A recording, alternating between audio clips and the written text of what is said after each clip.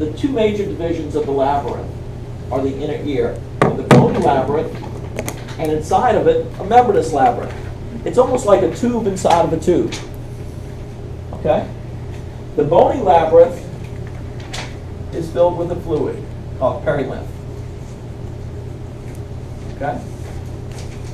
And then the membranous labyrinth, which sits inside, which floats inside, houses a different type of fluid called endolymph. Okay? Now remember that if this is the cochlear, the stapes vibrates against this little oval window here lined by a membrane. Okay? When the stapes vibrates, it's going to cause the perilymph here, inside the cochlear, to vibrate. It's going to transmit those sound waves, okay, into the cochlea, and those waves are now going to be carried by this fluid, the perilymph.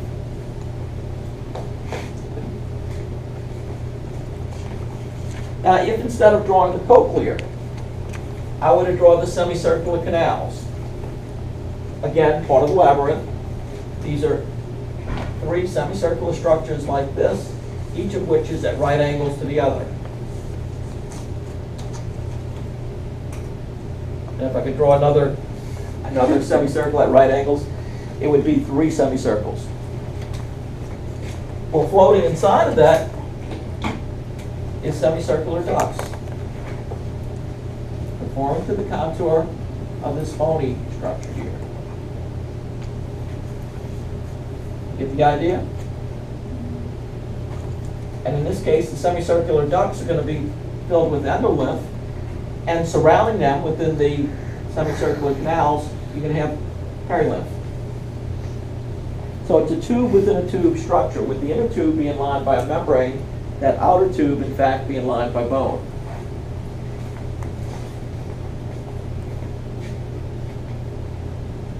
Okay, so within the inner ear, and specifically now we're going to refer to the cochlear, the fluids conduct sound waves transmitted by the vibration of ossicles against the oval window.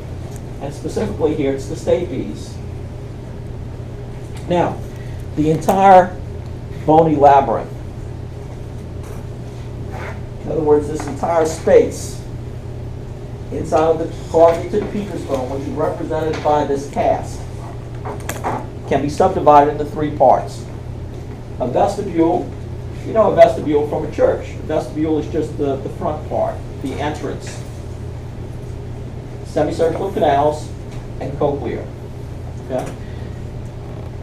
Inside of that bony space, that bony labyrinth, is a membranous labyrinth. Okay?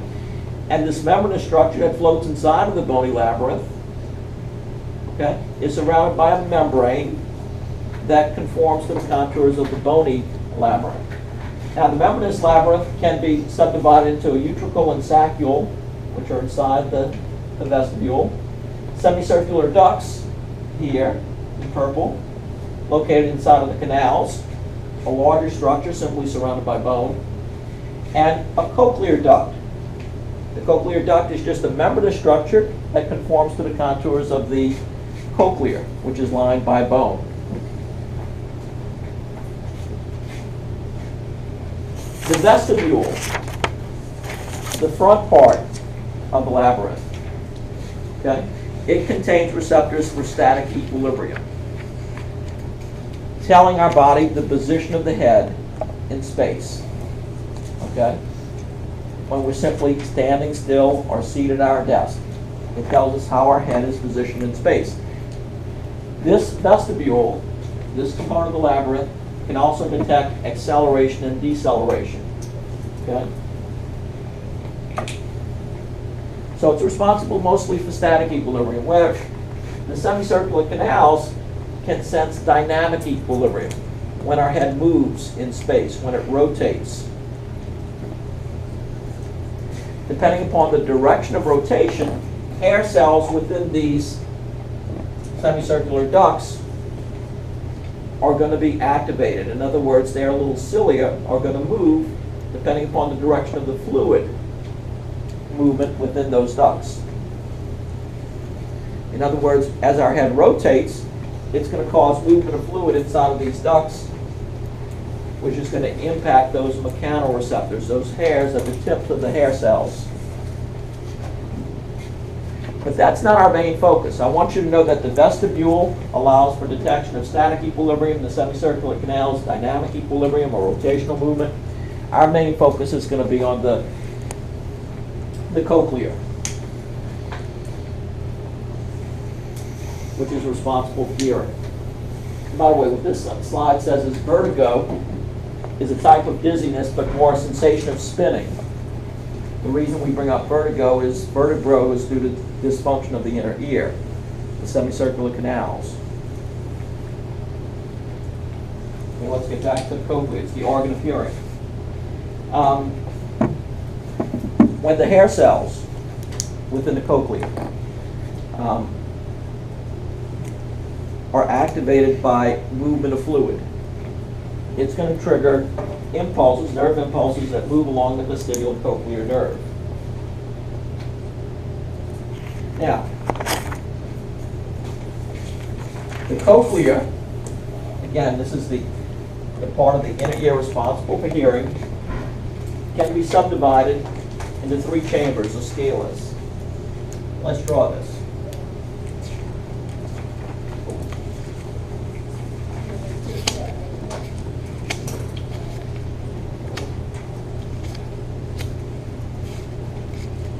What I'm going to draw first is the cochlear duct, the membranous chamber that floats inside of the bony chamber. This is the tube within the tube. Except instead of being lined by bone, it's lined by membrane. But its shape conforms to the shape of this carved out space within the cochlea. Okay, so what are the three scala? Okay, above, and this is the cochlear duct, lined by membrane. It's located within the cochlea, the bony cochlear. Above the cochlear duct, this space, this chamber, is called the scala tympani.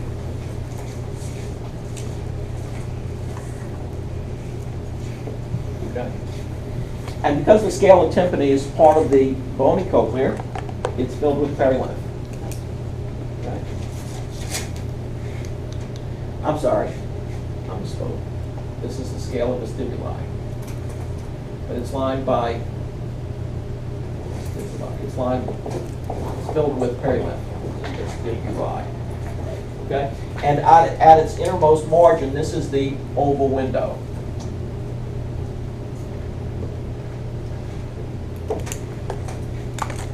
Okay. Now, so perilymph fills this entire structure, the upper chamber, and it's continuous with the perilymph that's within this lower chamber here, called the scala tympani. Okay.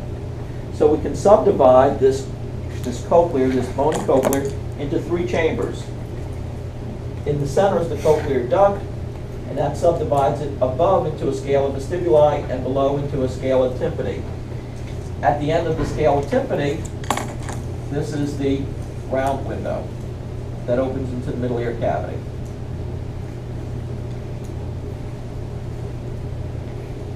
Okay.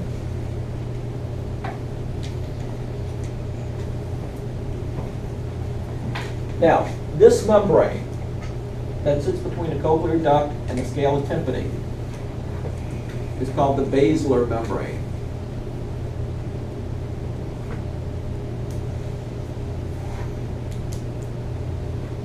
Okay, the basilar membrane. And it houses the organ responsible for hearing. It's called the spiral organ of Corti. So, this is an organ all along this basilar membrane that houses hair cells that can detect certain sound waves. And when these hair cells do, okay, then they can trigger impulses that travel along the vestibulocochlear nerve.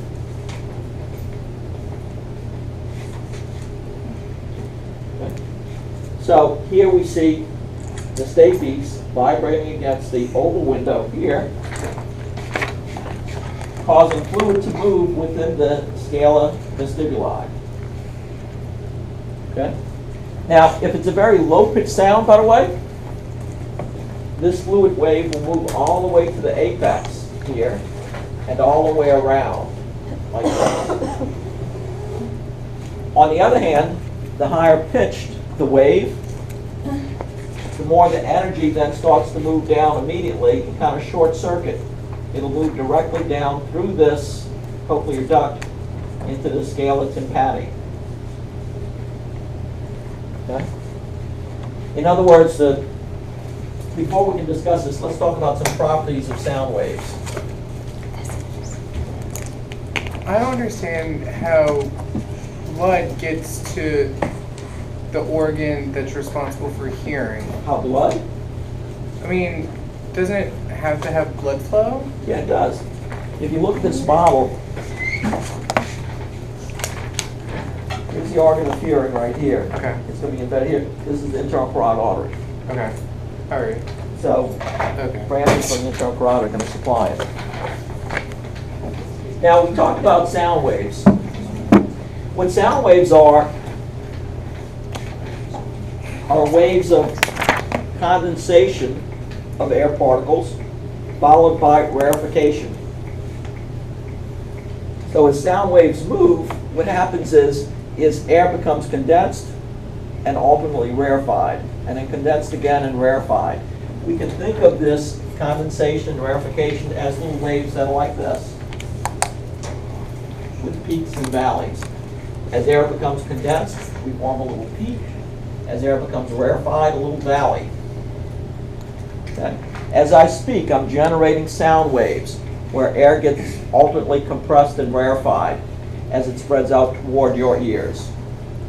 Now, the greater the number of wave fronts, let's say per second, the higher the frequency of the sound. Okay? So a high frequency sound is one in which there are a greater number of wave fronts per second. Whereas a low pitch sound, there are fewer wave fronts. Okay? This might be a low pitch sound like this, where you have relatively fewer wave fronts per second. And that unit, the number of waves per second, has a specific term and a specific designation. It's called the hertz. Humans can hear at a frequency range of 20 to 20,000 waves per second, or 20 to 20,000 hertz.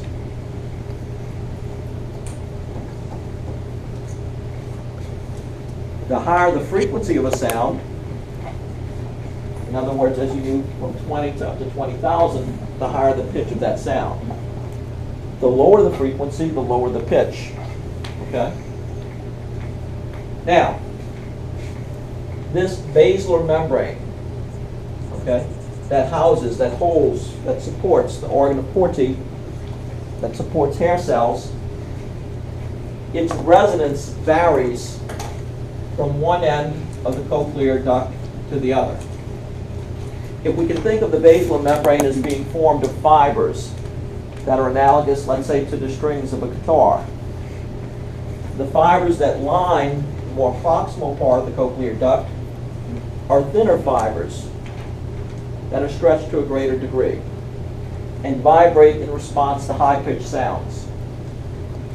Whereas we move distally toward the apex here of the cochlear duct, the fibers are thicker. Okay? They're more loosely stretched, and they vibrate more in response to low-pitched sounds. Okay? Remember that these sound waves transmit energy. Okay, so as the stapes bounces against that oval window, the energy from the sound waves gets transmitted to fluid. Okay?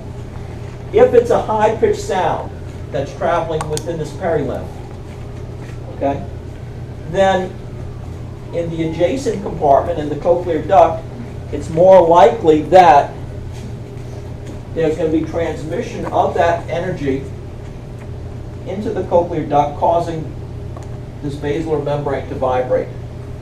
So that the energy can be transmitted directly in this direction down to the scala tympani. If it's a lower pitch sound, then because of the resonance of the basilar membrane, this part is not going to vibrate. The lower the pitch of the sound, the more the fluid is going to tend to move distally until you reach a region of the basilar membrane which responds, which has a resonance that corresponds to the pitch of that particular sound. If it's a real low pitch sound, the fluid's going to move all the way to the end, okay, before we see any movement within this basilar membrane.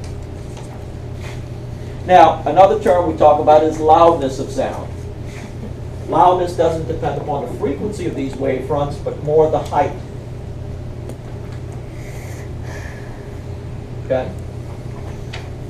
The height of the sound wave, the amplitude, is interpreted as loudness. Okay? The louder the sound, the more it moves this basilar membrane.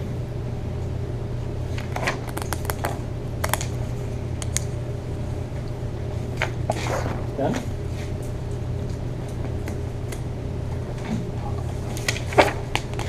So again, we've discussed this. Sound waves travel through air. They cause the tympanic membrane to vibrate. The vibrating membrane causes those little ossicles to move. And as the stapes vibrates against the oval window, it's going to trigger movement of fluid, the perilymph, within the scala vestibuli. This in turn, along some part of the cochlear duct, is going to cause the basilar membrane to move, to vibrate. Okay? The organ of Corti rests on this basilar membrane. Okay? So let's look here. In this drawing, this is the basilar membrane. This corresponds to this structure right here. These hair cells, okay, which are supported by support cells here sitting on the basilar membrane, these move as the basilar membrane vibrates. Now, sitting on top of these hair cells is a second membrane, a tectorial membrane, that sits just above these hair cells.